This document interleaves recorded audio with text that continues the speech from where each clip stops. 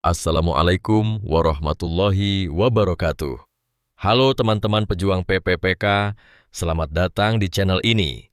Di video kali ini, saya akan membagikan 20 soal latihan PPPK tahun 2025 khusus untuk formasi penata layanan operasional, lengkap dengan jawaban dan pembahasan. Soal-soal ini original dan belum pernah dipublikasikan sebelumnya, dirancang sesuai dengan kisi-kisi resmi dari Kemenpan RB. Jadi sangat cocok untuk latihan kamu menjelang seleksi.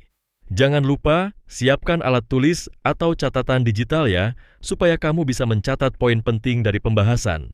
Yuk kita mulai belajarnya. Semoga video ini membantu kamu lulus dengan nilai terbaik. 1. Dalam pengelolaan ruang layanan publik, langkah awal sebelum penataan ulang adalah A. Menyediakan dekorasi yang menarik. B. Menyusun laporan mingguan. C. Melakukan survei kebutuhan pengguna layanan. D. Menambah fasilitas tanpa kajian. E. Menghapus data arsip lama. Jawaban yang tepat adalah C. Melakukan survei kebutuhan pengguna layanan. Kita lihat pembahasannya. Survei menjamin bahwa penataan ruang berbasis kebutuhan nyata, bukan asumsi. 2. Proses verifikasi data masuk dalam layanan operasional bertujuan untuk A. Menyimpan dokumen lebih banyak. B. Mempercepat proses keuangan. C. Memastikan keakuratan dan validitas informasi. D. Mengurangi jam kerja. E. Menyulitkan akses pengguna. Jawaban yang tepat adalah C. Memastikan keakuratan dan validitas informasi. Kita lihat pembahasannya. Verifikasi penting untuk menjaga validitas administrasi layanan. 3. Jika sistem antrian digital di layanan rusak, solusi cepat dan efektif adalah A. Menutup sementara layanan. B. Mengembalikan ke sistem manual sambil memperbaiki sistem. C. Membiarkan pengguna menunggu. D.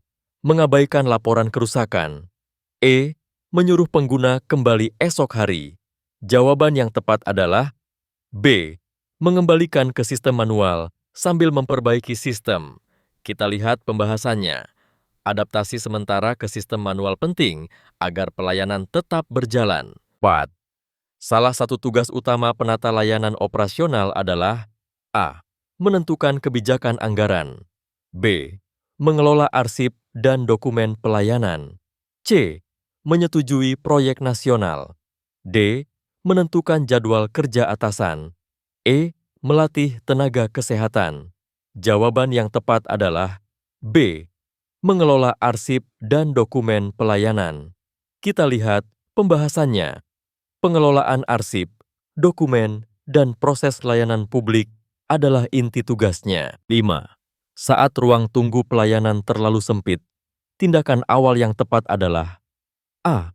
Menyewa gedung baru. B. Memperluas ruangan tanpa izin. C.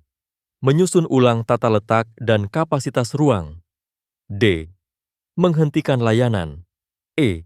Menyalahkan pengguna. Jawaban yang tepat adalah C. Menyusun ulang tata letak dan kapasitas ruang. Kita lihat pembahasannya. Penataan ulang ruang adalah solusi cepat dan hemat. Tujuan pemanfaatan teknologi dalam layanan publik adalah A. Menambah biaya pengguna. B. Menggantikan seluruh tenaga kerja. C. Meningkatkan efisiensi dan aksesibilitas. D. Mengurangi penggunaan layanan. E. Mempermudah monopoli data. Jawaban yang tepat adalah C. Meningkatkan efisiensi dan aksesibilitas. Kita lihat pembahasannya. Teknologi mendukung transparansi dan efisiensi pelayanan. 7. Ketika jadwal pelayanan bersamaan dengan kegiatan internal, maka A. Layanan ditunda tanpa pemberitahuan. B. Fokus hanya pada kegiatan internal. C. Menyusun jadwal ulang dan memberi informasi kepada publik. D.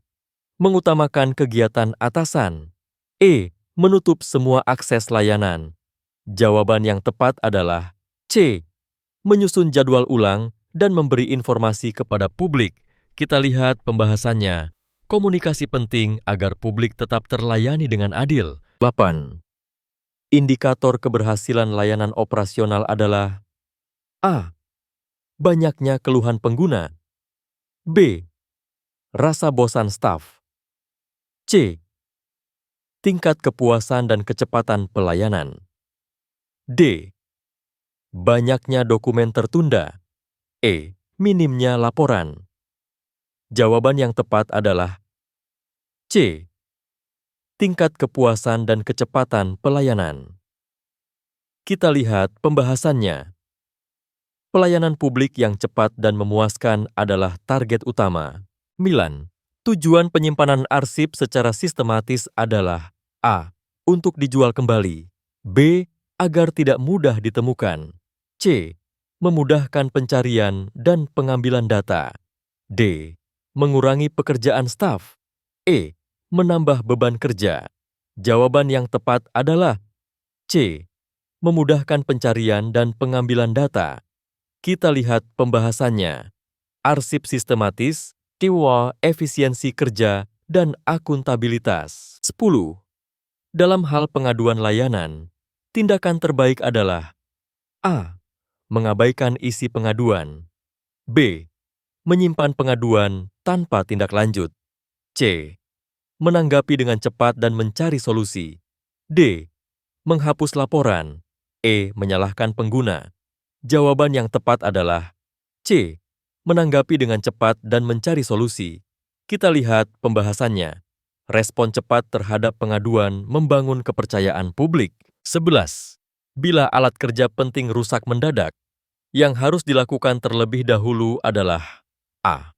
Meminjam alat dari unit lain atau mencari pengganti sementara. B. Menghentikan seluruh kegiatan. C. Menunggu alat diperbaiki minggu depan. D. Menolak pekerjaan. E. Membiarkan alat rusak. Jawaban yang tepat adalah A. Meminjam alat dari unit lain atau mencari pengganti sementara. Kita lihat pembahasannya.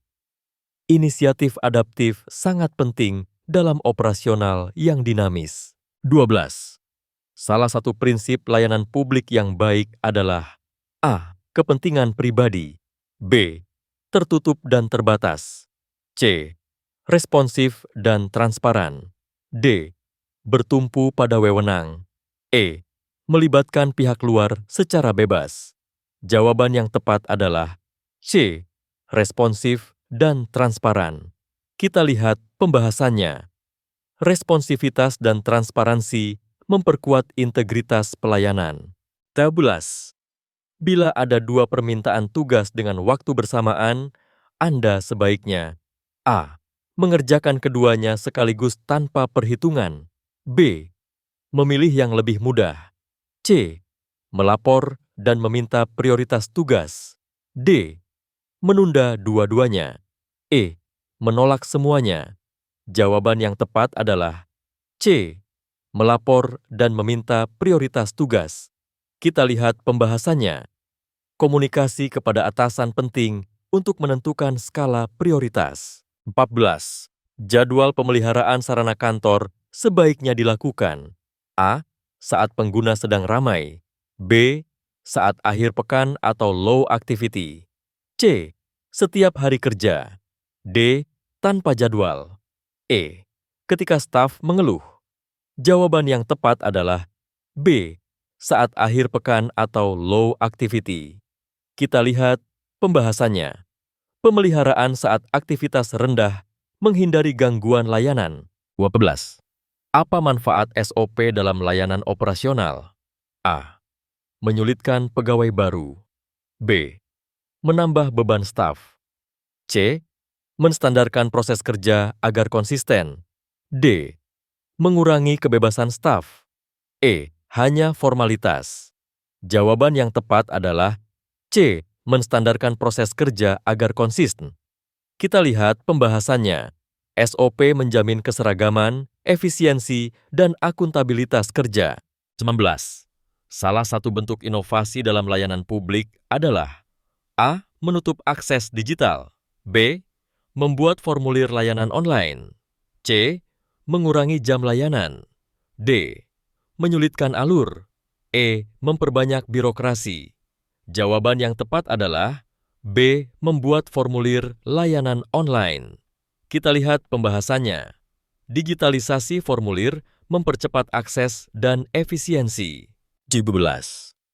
Dalam mengatur jadwal kegiatan, prinsip utama yang harus diterapkan adalah A. Asal cepat selesai. B. Menghindari kegiatan. C. Kesesuaian waktu dan beban kerja. D. Mengabaikan kesanggupan staf. E. Tidak mempertimbangkan sumber daya. Jawaban yang tepat adalah C. Kesesuaian waktu dan beban kerja. Kita lihat pembahasannya. Penjadwalan efektif mempertimbangkan kapasitas dan efisiensi. 18. Sistem layanan berbasis digital membantu A. Meningkatkan kerumitan. B. Menambah waktu proses. C. Mempercepat akses dan pelayanan. D. Mengurangi produktivitas. E. Membingungkan pengguna. Jawaban yang tepat adalah C. Mempercepat akses dan pelayanan. Kita lihat pembahasannya. Layanan digital adalah fondasi pelayanan publik modern. 19. Surat masuk yang bersifat rahasia sebaiknya A. Dibuang setelah dibaca. B. Disimpan di ruang umum. C. Dicatat dan disampaikan sesuai prosedur keamanan. D. Dipublikasikan. E. Diabaikan. Jawaban yang tepat adalah C. Dicatat dan disampaikan sesuai prosedur keamanan. Kita lihat pembahasannya. Informasi rahasia harus dikelola sesuai standar pengamanan dokumen. 20. Tujuan utama pelaporan kegiatan layanan operasional adalah A. Menambah pekerjaan. B. Formalitas semata. C. Memastikan kegiatan terekam dan dapat dievaluasi. D. Menyalahkan unit kerja. E. Mengisi waktu kosong. Jawaban yang tepat adalah C. Memastikan kegiatan terekam dan dapat dievaluasi. Kita lihat pembahasannya. Laporan kegiatan mendukung monitoring, evaluasi, dan transparansi. Gimana teman-teman? Sudah sejauh mana pemahamanmu tentang tugas dan tantangan penata layanan operasional? Kalau kamu merasa video ini bermanfaat, jangan lupa klik like, subscribe, dan nyalakan lonceng notifikasi biar kamu nggak ketinggalan konten terbaru dari channel IKA Pondeng TDJ 21. Saya juga akan upload soal-soal manajerial, sosial kultural, dan wawancara PPPK lainnya. Jadi pastikan kamu tetap stay tune. Semangat terus ya, perjuanganmu hari ini adalah langkah menuju masa depan yang lebih cerah. Wassalamualaikum warahmatullahi wabarakatuh. Sampai jumpa di video berikutnya.